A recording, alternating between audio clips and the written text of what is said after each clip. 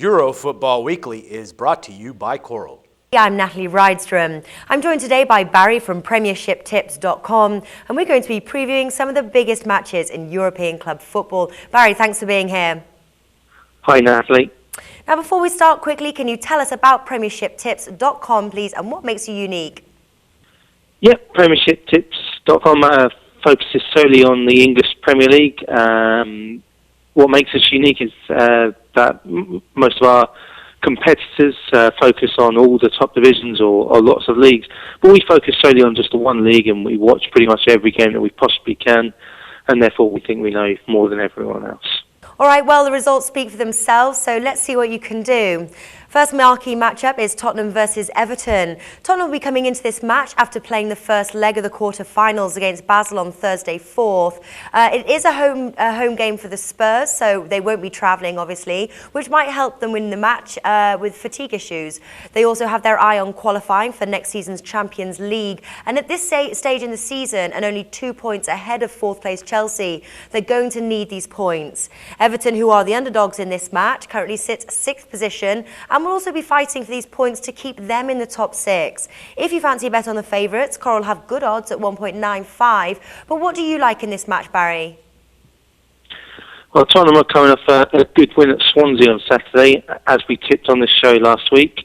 They'll be playing Basel in the Europa League, as you say, on Thursday, but a home game, I think Andre Villas-Boas will mix his squad up there, put a few of the fringe players in, and certainly won't go all out for it in the first leg against a weaker opposition, although Basel have been playing well this season.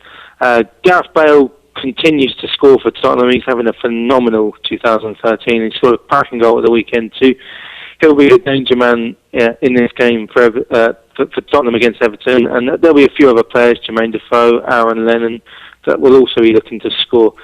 Tottenham have been incredibly well at holding on late leads since that incredible loss to Everton in early December when David Moyes' side scored 2 stoppage time goals to turn the game on its head.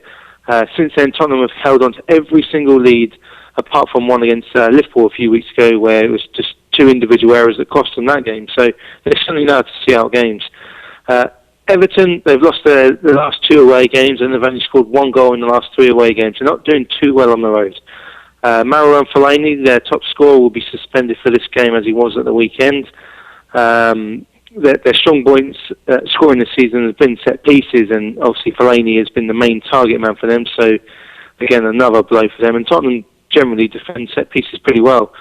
Everton's main goal scoring threat then is Nikita Jelavic, but he's only scored 1 goal in his last 14, and that was a stoppage time or certainly a late one against Man City on the counter-attack. So Everton going forward in this game, I don't really fancy them to score at all, to be honest. Tottenham doing well, Everton not scoring too well. So I'm leaning towards a home win, certainly.